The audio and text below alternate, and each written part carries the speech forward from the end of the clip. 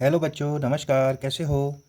आज हम class 10th English chapter 2 Nelson Mandela का पार्ट 3 लेकर आए हैं बच्चों।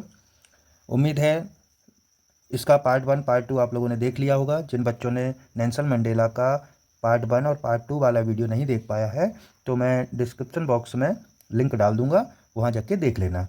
आज हम लॉन्ग वॉक टू फ्रीडम का पेज नंबर 17 से समझेंगे, इसको एक्सप्लेन करेंगे। और यदि कोई चीज़ समझ में ना आए आप कमेंट बॉक्स में कमेंट जरूर करना, तो मैं आपकी समस्या का समाधान जरूर करूँगा। यदि आप कमेंट करके कुछ पूछेंगे तो उसका रिप्लाई ज़रूर करेंगे। तो आज हम नेल्सन मंडेला पेज नंबर 17 से एक्सप्लेन करेंगे। जो भी समस्या आए या समझाने के तरीके में कोई सुधार चाहते हो आप तो कमेंट बॉक्स में ज़रूर करना, तो मैं आपकी कमेंट को ज़रूर रीड करूँगा और आंसर करूँगा। चलो शुरू करते हैं। 10th May dawned bright and clear. Meaning समझते हैं। डॉन्ड मतलब होता है शोभा, ब्राइट मतलब होता है उज्जवल, और क्लियर मतलब होता है साफ। यानी कि 10 मई की सुबह उज्जवल और साफ थी। 10 मई की सुबह उज्जवल और साफ थी। For the past few days I had been pleasantly besieged by dignitaries and world leaders who are coming to pay their respects before the inauguration। पहले यहाँ तक मीनिंग समझ लेते हैं, फिर एक्सप्लेन करते हैं। प्लीजेंटली मतलब होता है सुखद पूर्वक, बिसीज्ड मतलब होता है घिरा होना, और डिग्निटरीज मतलब होता है सम्मानित व्यक्ति। वर्ल्ड लीडर मतलब संसार के नेता, और रेस्पेक्ट मतलब पता है सम्मान। इनॉग्रेशन मतलब होता है उद्घाटन। तो यहाँ तक अब ठीक से एक्सप्लेन करते हैं। यानी कि मैं संसार के नेताओं और सम्मानित व्यक्तियों से सुखद पूर्वक घिरा हुआ था। क्लियर हो गया बच्चों? मैं संसार के नेताओं और सम्मानित व्यक्तियों से सुखद पूर्वक घिरा हुआ था। अब यहाँ से देखेंगे, who are coming to pay their respect before the inauguration. Before मतलब होता है पहले, जो उद्घाटन से पहले सम्मान देने आ रहे थे। जो उद्घाटन से पहले सम्मान देने आ रहे थे। यहाँ तक क्लियर हो गया? अब एक बार ऊपर से यहाँ तक देख लेते हैं। यानी कि 10 मई की सुबह उज्जवल और साफ थी। पिछले कुछ दिनों से मैं संसार के नेताओं और सम्मानित व्यक्तियों के बीच सुखद पूर्वक घिरा हुआ था, जो उद्घाटन से पहले सम्मान देने आ रहे थे। यहाँ तक क्लियर हो गया बच्चों? अब आगे देखें। The inauguration would be the largest gathering ever of international leaders on South African soil। Soil मतलब होता है मिट्टी, जमीन, धरती, कुछ भी बोल सकते हैं। इंटरनेशनल लीडर्स मतलब अंतर्राष्ट्रीय नेताओं। गैदरिंग का मतलब होता है जमावड़ा, जन समूह भी बोल सकते हैं। यानी ऐसा स्थान जहाँ पे बहुत सारे लोग इकट्ठे हो जाते हैं उसको जमावड़ा कहते हैं। एवर माने होता है अब तक, लार्जेस्ट माने होता है सबसे बड़ा। तो एक्सप्लेन करते हैं कि उद्घाटन साउथ अफ्रीका की धरती पर अंतर्राष्ट्रीय नेताओं का अब तक का सबसे बड़ा जमावड़ा होगा। फिर से देखो, the inauguration would be the largest gathering ever of international leaders on south African soil. यानी कि उद्घाटन साउथ अफ्रीकन की धरती पर अंतर्राष्ट्रीय नेताओं का अब तक का सबसे बड़ा जमावड़ा होगा। यहाँ तक क्लियर हो गया बच्चों? अब आगे का पैरा देखते हैं। The ceremonies took place in the lovely sandstone amphitheater formed by the Union Buildings in Pretoria। पहले यहाँ तक की मीनिंग समझते हैं। सेरेमनीज मतलब होता है समारोह, प्लेस स्थान, लवली प्यारे, सैंडस्टोन मतलब होता है बलुआ पत्थर, और एम्पी थिएटर का मतलब होता है खुला रंगमंच। एक ऐसा स्थान जो चारों ओर से दीवारों से घिरा होता है और ऊपर छत नहीं होती, उसको खुला रंगमंडल बोलते हैं या खुला मंच बोलते हैं उसको। ठीक है, अब यहाँ तक समझते हैं कि समारोह प्रीटोरिया में यूनियन बिल्डिंग के बलुआ पत्थरों से बने हुए खुले मंच पर हुआ। यानी कि समारोह प्रीटोरिया में यूनियन बिल्डिंग में बलुआ पत्थरों से बने हुए खुले रंगमंच पर हुआ। क्लियर है बच्चों?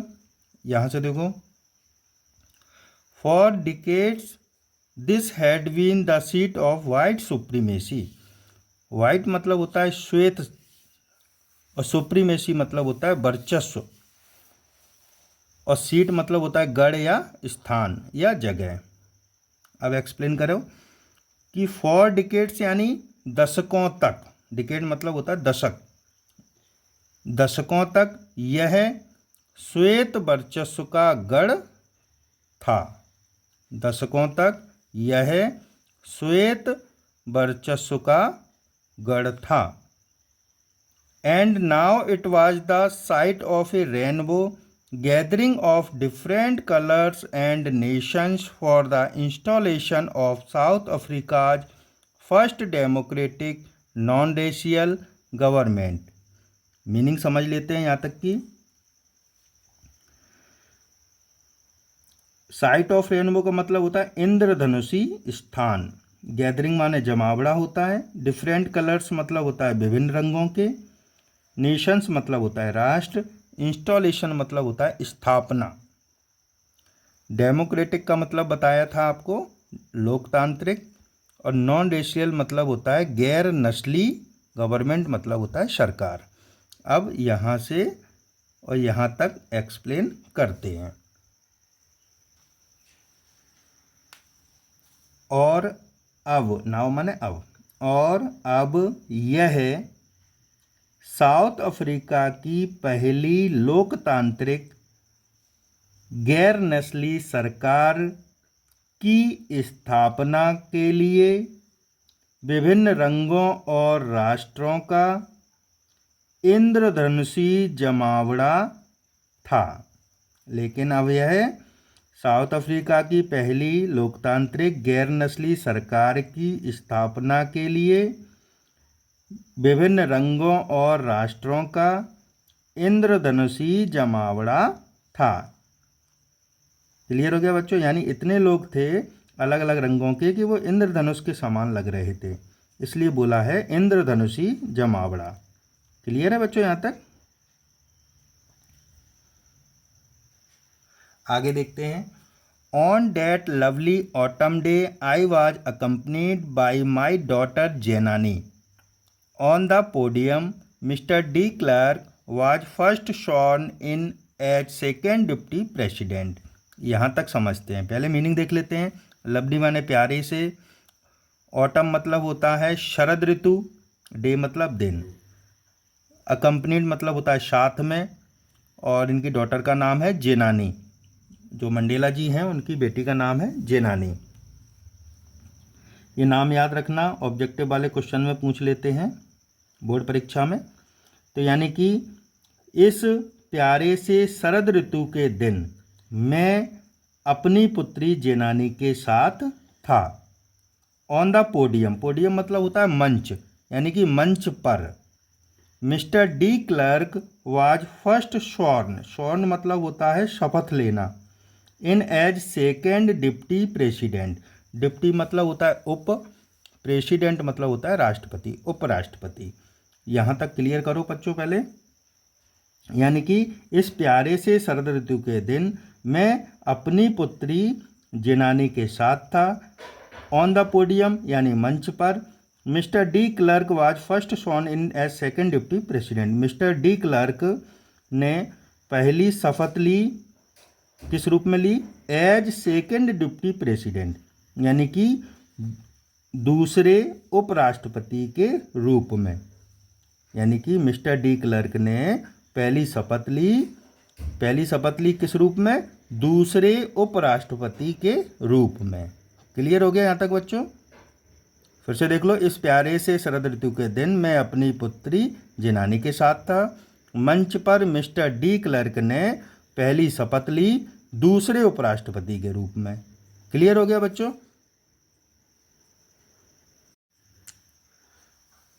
Then Thabo Mbeki was sworn in as first deputy president. यानी कि उसके बाद तिहाबो म्बेकी ने शपथ ली किस रूप में? फर्स्ट डिप्टी प्रेसिडेंट, पहले डिप्टी उपराष्ट्रपति के रूप में। इससे पहले किसने शपथ ली थी बच्चों? डी क्लर्क ने ली थी शपथ। किस रूप में ली थी? दूसरे उपराष्ट्रपति के रूप में। और उसके बाद तिहाबो म्बेकी ने शपथ ली पहले उपराष्ट्रपति के रूप में, यानी ये पहली बार उपराष्ट्रपति बने थे। आगे पढ़ो। When it was my turn, I pledged to obey and uphold the Constitution and to devote myself to the well-being of the Republic and its people. To the assembled guest and the watching world, I said. पहले इसकी meaning देख लेते हैं बच्चों, यहाँ से meaning देख लेते हैं यहाँ तक। यानी कि प्लेज मतलब होता है प्रतिज्ञा करना, ओबे मतलब होता है पालन करना, अपहोल्ड मतलब होता है कायम रखना, कॉन्स्टिट्यूशन मतलब होता है संविधान, और डिवोट का मतलब होता है समर्पित करना, माई सेल्फ माने स्वयं को, वेल बीइंग मतलब होता है कल्याण के लिए, है ना, वेल बीइंग का मतलब होता है कल्याण, रिपब्लिक मतलब गणतंत्र होता है, इट्स पीपल माने इसके लोग, असेंबल्ड गेस्ट का मतलब समझ लो, असेंबल्ड गेस्ट का मतलब होता है उपस्थित अतिथि, गेस्ट मतलब अतिथि, असेंबल्ड माने उपस्थित अतिथि, और वॉचिंग वर्ल्ड मतलब होता है संसार के समक्ष। अब इसको ठीक से एक्सप्लेन करते हैं। When it was my turn, जब मेरी बारी थी तो मैंने उपस्थित अतिथियों और संसार के समक्ष संविधान का पालन करने और कायम रखने तथा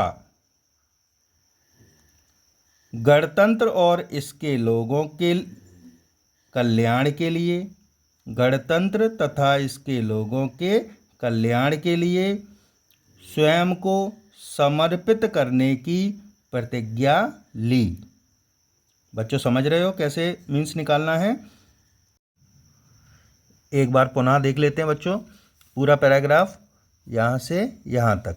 यानी कि Thabo Mbeki was sworn in as first deputy president, यानी कि तिहाबो म्बेकी ने शपथ ली पहले उपराष्ट्रपति के रूप में, यानी तिहाबो म्बेकी ने पहले उपराष्ट्रपति के रूप में शपथ ली थी। When it was my turn, जब मेरी बारी थी तो I pledge to obey and uphold the constitution and to devote myself to the well being of the republic and its people to the assembled guest and the watching world, I said. यानी कि जब मेरी बारी थी तो मैंने उपस्थित अतिथियों और संसार के समक्ष संविधान का पालन करने और उसे कायम रखने तथा गणतंत्र और इसके लोगों के वेलबींग मतलब कल्याण, यानी गणतंत्र और इसके लोगों के कल्याण के लिए स्वयं को समर्पित करने की प्रतिज्ञा ली। क्लियर है बच्चों? यदि आपको हमारा एक्सप्लेनेशन अच्छा लग रहा है तो ज़्यादा से ज़्यादा लोगों तक शेयर करके हमें सपोर्ट करें। मेरी कोशिश रहेगी कि सभी चैप्टर को एक्सप्लेन करेंगे, और यदि आप चाहेंगे तो एक वीडियो में ही पूरे चैप्टर को एक्सप्लेन करेंगे। मिलते हैं नेक्स्ट वीडियो में। और जिन बच्चों ने पार्ट 1 पार्ट 2 इस चैप्टर का नहीं देख पाया है तो मैं डिस्क्रिप्शन बॉक्स में लिंक डाल दूंगा, तो वहाँ से देख लेना। ज़्यादा से ज़्यादा बच्चों तक पहुँचाएँ इस वीडियो को। धन्यवाद।